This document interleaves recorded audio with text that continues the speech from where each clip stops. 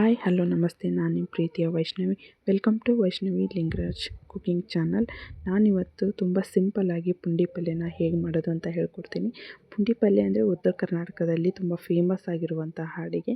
ಇದು ತುಂಬ ಆರೋಗ್ಯಕ್ಕೂ ಒಳ್ಳೆಯದು. ಈ ಪಲ್ಯ ಮಾಡಲಿಕ್ಕೆ ಮೇನ್ ಬೇಕಾಗಿರುವುದು ಪುಂಡಿ ಸೊಪ್ಪು. ಉತ್ತರ ಕರ್ನಾಟಕದಲ್ಲಿ ಇದನ್ನು ಪುಂಡಿ ಸೊಪ್ಪು ಅಂತ ಕರೀತಾರೆ, ಆದರೆ ಬೆಂಗಳೂರು ಸೈಡಲ್ಲಿ ಇದನ್ನು ಗೊಂಗೂರು ಸೊಪ್ಪು ಅಂತಲೂ ಕರೀತಾರೆ. ನಮ್ಮ ಕಡೆ ಇದನ್ನು ಹೊಲದಲ್ಲಿ ಹಾಗೆ ಮನೆ ಕಡೆ ಬೀಜನ ಹಾಕಿ ಬೆಳೆದಿರ್ತಾರೆ ಗಿಡನ. ಬೇಕಂತೇಳಿ ಈ ಪಲ್ಯ ಮಾಡಲಿಕ್ಕಾಗಿಯೇ ನಾನಿವತ್ತು ಒಂದು ಹಿಡಿಯಾಗುವಷ್ಟು ಪುಂಡಿ ಸೊಪ್ಪನ್ನು ತೊಗೊಂಬಂದು ಸೋಸಿ ಚೆನ್ನಾಗಿ ತೊಳೆದಿಟ್ಕೊಂಡಿದ್ದೀನಿ. ಅದನ್ನು ಮೊದಲಿಗೆ ಒಂದು ಕುಕ್ಕರಿಗೆ ಹಾಕ್ಕೊಂಡು ಅದಕ್ಕೆ ನೀರು ಹಾಕ್ಕೊಳ್ಳೋಣ. ಅದು ಎಷ್ಟು ಬೇಕೋ ಅಷ್ಟು, ಅಂದರೆ ಅದು ಸೊಪ್ಪು ಮುಳುಗಿರ್ಬೇಕು ರೀ, ಅಷ್ಟು ನೀರನ್ನು ಹಾಕ್ಕೊಳ್ಳೋಣ. ಹೆಚ್ಚಿಗೆ ಆದರೂ ನಡೆಯುತ್ತೆ. ಅದಕ್ಕೆ 1 ಕಪ್ ಆಗುವಷ್ಟು ಕಡಲೆಕಾಳು ಹಾಗೆ ಶೇಂಗಾ ಕಾಳನ್ನು ಹಾಕ್ಕೊಳ್ಳೋಣ. ಹೆಚ್ಚಿಗೆ ಬೇಕಾದರೂ ಹಾಕ್ಕೋಬೋದು, ಏನು ತೊಂದರೆ ಇಲ್ಲ. ಹೆಚ್ಚಿಗೆ ಆದರೂ ಟೇಸ್ಟು ಚೆನ್ನಾಗೇ ಕೊಡುತ್ತೆ.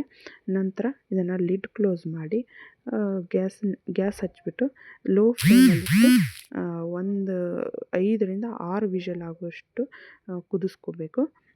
ಅವಸರ ಬೇಡ, ಲೋ ಫ್ಲೇಮಲ್ಲೇ ಇರಲಿ, ಹೈ ಇಟ್ಕೋಬೇಡಿ. ನಿಧಾನವಾಗಿ ಕುದ್ದಷ್ಟು ತುಂಬ ಒಳ್ಳೆಯದು. ಇದು ಚೆನ್ನಾಗಿ ಕುದ್ದಿರಬೇಕು ರೀ, ಇದೆಲ್ಲ ಸ್ಮ್ಯಾಶ್ ಆಗಿರಬೇಕು, ಆ ಟೈಪ್ ಕುದಿಸ್ರಿ ಇದನ್ನು. ನಂತರ ನೋಡೋಣ ಅದನ್ನು ಏನು ಮಾಡೋದು ಅಂತ. ಮೊದಲಿಗೆ 5ರಿಂದ 6 ವಿಷಲ್ ಕುದಿಸ್ಕೊಳ್ಳೋಣ. ಆಮೇಲೆ ಕುಕ್ಕರಲ್ಲಿ ಕುದಿಸಿದ್ರೆ ತುಂಬ ಒಳ್ಳೆಯದು. ಪಾತ್ರೆಯಲ್ಲಿ ಕುದಿಸೋಕ್ಕೆ ಹೋದರೆ ತುಂಬ ಲೇಟ್ ಆಗುತ್ತೆ. ಕುಕ್ಕರಲ್ಲಾದರೆ ಬೇಗ ಬೇಗ ಆಗಿಬಿಡುತ್ತೆ. ಹಾಗಂತ ಅವಸರ ಮಾಡಲಿಕ್ಕೆ ಹೋಗಬೇಡ್ರಿ. ನಿಧಾನವಾಗಿ ಕುದಿಲಿ, ಲೋ ಫ್ಲೇಮಲ್ಲಿ ಒಂದು 5ರಿಂದ 6 ವಿಷಲ್ ಆದಮೇಲೆ ಅದು ವಿಷಲ್ ಹೋಗಲಿ, ಎಲ್ಲ ಹವಾ ಹೋದ್ಮೇಲೆ ನೋಡೋಣ ತೆಗೆದ್ಬಿಟ್ಟು ಹೇಗಿರುತ್ತೆ ಅಂತ.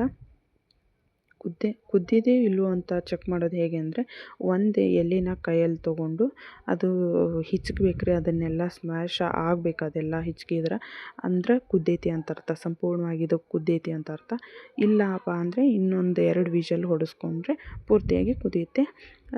ಕುದ್ದಿದ ಮೇಲೆ ಇದನ್ನೇನು ಕುದ್ದಿರ್ತೈತಲ್ರಿ ಅದನ್ನೆಲ್ಲ ನೀರು ತೆಗೆದ್ಬಿಟ್ಟು ಒಂದು ಗ್ಲಾಸ್ ಆಗೋಷ್ಟು ನೀರನ್ನ ಅದಕ್ಕೆ ಹಾಕ್ಕೊಂಡು ಮತ್ತೆ ಗ್ಯಾಸ್ ಮೇಲೆ ಇಟ್ಕೊಳ್ಳೋಣ. ನಂತರ ಇದು ಒಂದು ಕುದಿ ಬರಬೇಕು ರೀ, ಲೋ ಫ್ಲೇಮಲ್ಲೇ ಇಟ್ಕೊಂಡು ಕುದಿಸ್ಕೊಳ್ಳಿ.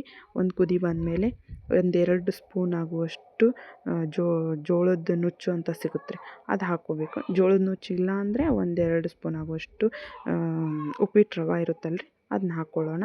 ಏನು ತೊಂದರೆ ಇಲ್ಲ.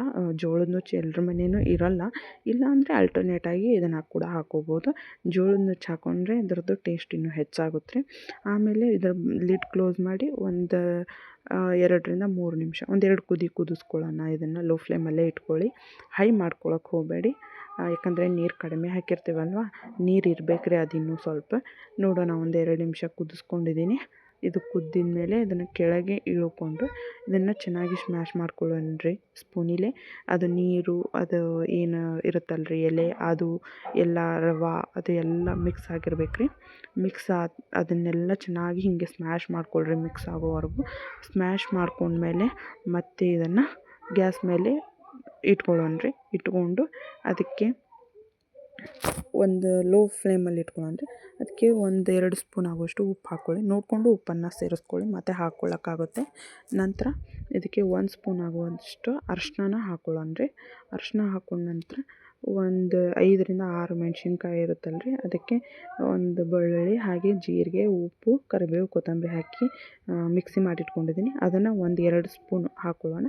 ಖಾರ ಜಾಸ್ತಿ ತಿಂತಿದ್ರೆ ಹೆಚ್ಚಿಗೆನೂ ಹಾಕ್ಕೋಬೋದು. 2 ಸ್ಪೂನ್ ಇಲ್ಲಿ ನಾನು ಹಾಕಿದ್ದೀನಿ. ನಂತರ 1 ಸ್ಪೂನ್ ಆಗುವಷ್ಟು ಬೆಲ್ಲ. ಸಕ್ಕರೆನೂ ಹಾಕ್ಕೋಬೋದು. ಸಕ್ಕರೆ ಅಡುಗೆನ ಅಷ್ಟೊಂದು ಟೇಸ್ಟ್ ಆಗೋದಿಲ್ಲ ಅನ್ನೋ ಕಾರಣಕ್ಕಾಗಿ ನಾನು ಇಲ್ಲಿ ಬೆಲ್ಲ ಸೇರಿಸ್ಕೊಂಡಿದ್ದೀನಿ. ನಂತರ 1-2 ಬೆಳ್ಳುಳ್ಳಿನ ಸಿಪ್ಪೆ ಬಿಡಿಸಿ ಒಂದು ಸ್ವಲ್ಪ ಜೀರಿಗೆ ಹಾಕಿ ಕಲ್ಲಲ್ಲಿ ಜಜ್ಜಿಟ್ಕೊಂಡಿದ್ದೇನೆ, ಅದನ್ನು ಕೂಡ ಈಗ ಇದಕ್ಕೆ ಸೇರಿಸ್ಕೊಳ್ಳೋಣ. ನಂತರ ಇದನ್ನು ಚೆನ್ನಾಗಿ ಮಿಕ್ಸ್ ಮಾಡಿ ಕೆಳಗೆ ಇಟ್ಕೊಂಡು ನಂತರ 1 ಸ್ಪೂನ್ ಆಗುವಷ್ಟು ಎಣ್ಣೆನ ಹಾಕಿ ಅದಕ್ಕೆ 1 ಸ್ಪೂನ್ ಆಗುವಷ್ಟು ಇಂಗನ್ನು ಹಾಕ್ಕೊಳ್ಳೋಣ. ಎಣ್ಣೆ ಕಾದಾದ್ಮೇಲೆ ಇಂಗನ್ನು ಹಾಕ್ಕೊಳ್ಳಿ. ಇಂಗಿನ ಒಗ್ಗರಣೆ ಕೊಡೋದ್ರಿಂದ ತುಂಬ ಚೆನ್ನಾಗಿ ಅಡುಗೆ ಬರುತ್ತೆ, ಹಾಗೆ ಟೇಸ್ಟು ಕೂಡ ಕೊಡುತ್ತೆ, ಆರೋಗ್ಯ ಕೂಡ ಒಳ್ಳೆಯದು. ಹಾಗಾಗಿ ಇಂಗನ್ನು ಹಾಕ್ಕೊಳ್ಳೋಣ. ಇಂಗಿನ ಒಗ್ಗರಣೆ ಎಲ್ಲರೂ ಹಾಕೋದಿಲ್ಲ ಯೂಶ್ವಲಿ, ನಾವು ಹಾಕ್ತೀವಿ ರೀ. ನಮ್ಮ ಮನೇಲಿ ಇಂಗನ್ನು ಜಾಸ್ತಿ ನಾವು ಉಪಯೋಗಿಸ್ತೀವಿ, ಆ ಕಾರಣಕ್ಕಾಗಿ ಇಂಗಿನ ಒಗ್ಗರಣೆ ಹಾಕಿದರೆ ತುಂಬ ಚೆನ್ನಾಗಿರುತ್ತೆ. ಅದು ಇಂಗಿನ ಒಗ್ಗರಣೆ ಹಾಕಿದ ಮೇಲೆ ಮತ್ತೆ ಚೆನ್ನಾಗಿ ಅದನ್ನು ಮಿಕ್ಸ್ ಮಾಡ್ಕೊಳ್ಳೋಣ. ನಿಧಾನಕ್ಕೆ ಮಿಕ್ಸ್ ಮಾಡಿಕೊಂಡಷ್ಟು ತುಂಬ ಒಳ್ಳೆಯದು. ಯಾಕಂದರೆ ಈ ಪಲ್ಯನ ತುಂಬ ನಿಧಾನವಾಗಿ ಮಾಡಿದ್ರೇ ತುಂಬ ಒಳ್ಳೆಯದು. ಹೈ ಫ್ಲೇಮಲ್ಲಿಟ್ಟು ಚೆನ್ನಾಗಿ ಬರೋದಿಲ್ಲ ರೀ ಅದು ಲಘು ಲಘು ಕುದ್ರೆ. ನಂತರ ಇದಕ್ಕೆ 1 ಸ್ಪೂನ್ ಆಗೋಷ್ಟು ಜೋಳದ ಹಿಟ್ಟು ಎಲ್ಲರಿಗೆ ಗೊತ್ತಿರುತ್ತೆ. ನಮ್ಮ ಮನೇಲಿ ಇರುತ್ತಲ್ಲ ರೊಟ್ಟಿ ಬಡಿಯೋಕ್ಕೆ ಆ ಜೋಳದ ಹಿಟ್ಟನ್ನ 1 ಸ್ಪೂನಷ್ಟು ಹಾಕ್ಕೊಳ್ಳೋಣ.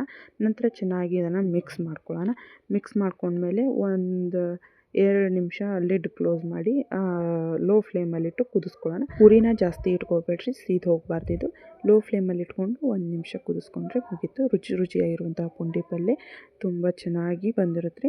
ಒಂದು ಸತಿ ಟ್ರೈ ಮಾಡಿರಿ. ನಾನು ಮಾಡುವಂಥ ಅಡುಗೆ ನಿಮಗೆ ಇಷ್ಟ ಆದರೆ ಪ್ಲೀಸ್ ನನ್ನ ಚಾನಲ್ನ ಸಬ್ಸ್ಕ್ರೈಬ್ ಮಾಡಿ, ಹೀಗೆ ನನ್ನ ಚಾನಲ್ನ ಸಪೋರ್ಟ್ ಮಾಡಿ. Thank you for watching. ಸಿಗೋಣ ಮತ್ತೆ ನೆಕ್ಸ್ಟ್ ವಿಡಿಯೋದಲ್ಲಿ.